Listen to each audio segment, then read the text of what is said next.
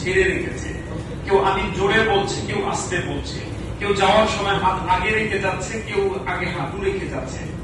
এই পদ্ধতিগুলোর মধ্য থেকে যদি কোন একটাই সুনির্দিষ্ট হইতো, ধরেন কথার কথা সৌদি আরব একটা, বাকিটা যদি গলত হইতো, তাহলে হজের ইমামের উপরে ফরজ ছিল উনি যাবতীয় ওয়াজ নসিহত রাখায় এই ওয়াজটা করে দেওয়া প্রত্যেক বছর, যে নামাজ সালাত হইল ইসলামের সবচেয়ে বড় আমল।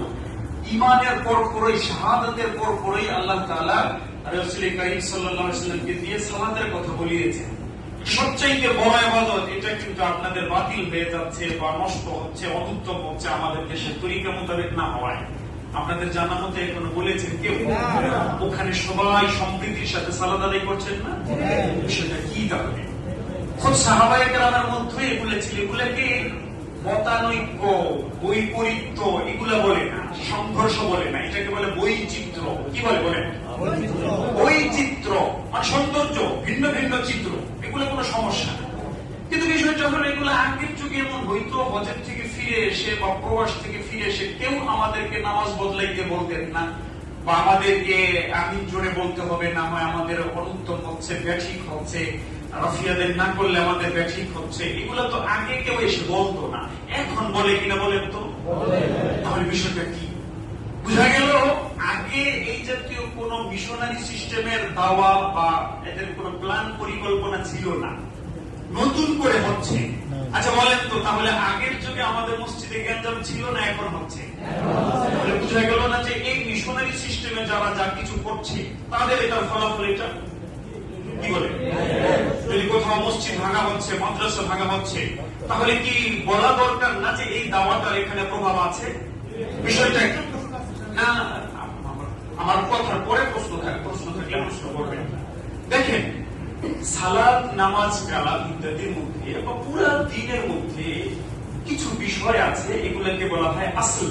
আল আসল, আসল এটা এক বচন, এর বহু বচন হলো উসুল, মানে মূল, মৌলিক, গোড়া। এগুলোর মধ্যে ভিন্নতা নেই। আপনাদের জানার মধ্যে কোন মানুষের মধ্যে এই মতানৈক্য আছে যে জোহর নামাজ 4 রাকাত, 3 রাকাত, 5 রাকাত ফরজটা এরকম আছে? নামাজের যেগুলো ফরজ রোকন সাধারণত, সেগুলোর মধ্যে ভিন্নতা আছে? না। শাখাগত বিষয়, শাখা, ডালপালা, একটা গাছের যেমন গোড়া একটাই হয়, কিন্তু ডালপালা কি একটা হয় না অনেকগুলা হয়?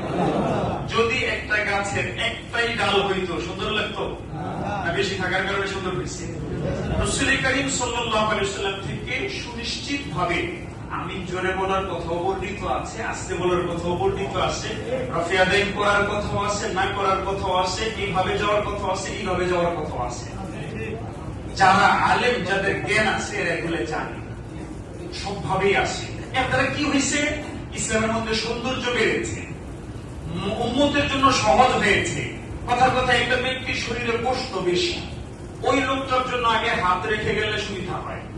যদি একটাই তরিকা থাকতো হাঁটু রেখে যাওয়া, তাহলে লোকটা হাত রেখে রেখে যাইতো আর মনে মনে করতে থাকতো যে আমি আমার স্বাস্থ্যটার কারণে নবীর সুন্নতটা পালন করতে পারছি না। ঠিক না?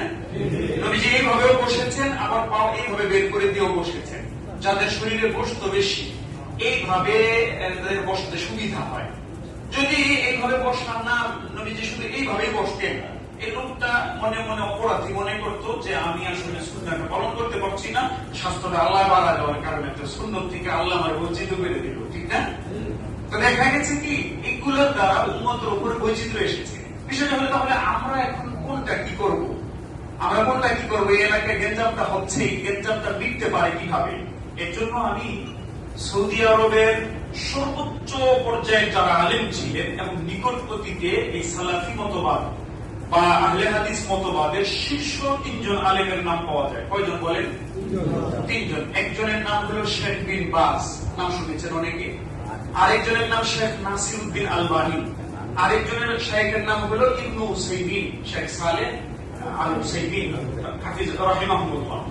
এই 3 জন আলেমকে নিকট অতীতে সালাফিজম বা সালাফি মতাদর্শের সর্বোচ্চ শীর্ষ পর্যায়ের আলেম মনে করা হয়। কথা বুঝতেছেন ভাইরা? আশ্চর্য কথা হলে এই তিনজনের মধ্যে অহরহ মতানৈক্য হয়েছে। এই তিনজনের মধ্যে কি পরিমাণ মতানৈক্য, আমি ছোট্ট একটা কিতাবের নাম বলি আপনাদেরকে। ছোট্ট বলতে একটা কিতাবের নাম বলি, কিতাবটার নাম হলো আল ইজাজ ফি বা'দি মাখতালাফা ফিহি আল আলবানী ওয়াল উসাইমিন ওয়া ইবনে বাস ফিল উসুল ওয়াল ফুরু'। কিতাবটার নাম কি?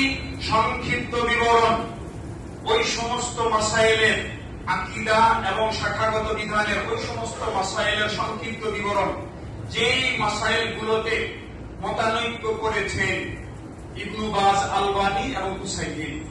তিনজন একই মতাদর্শের শীর্ষ ইমাম, কিন্তু তারা শুধু শাখাগত মাসাইলের মতানৈক্য করেছেন এমন না, আকীদায়ও মতানৈক্য করেছেন। এগুলোর সংখ্যা কত? সংক্ষিপ্ত বিবরণটার সংখ্যা কত এসেছে? প্রায় 500। 500কে বলছেন সংক্ষিপ্ত বিবরণ। তাহলে বুঝা গেল একই মতাদর্শের হওয়ার সত্ত্বেও তাদের মধ্যে কি পরিমাণ মতানৈক্য হয়েছে। এই মতানৈক্যের পরও গেঞ্জাম গুঞ্জাম ওইভাবে হয় নাই। এখানে যে হচ্ছে এটা কি করা যায়?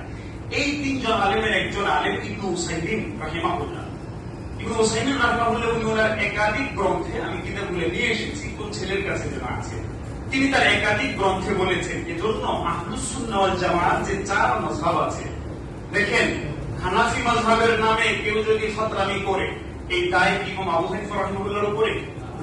খুব মুসলমান হইয়া আমরা আকাম কুকাম করতেছি, তাহলে কি এর দায় ইসলামের উপরে?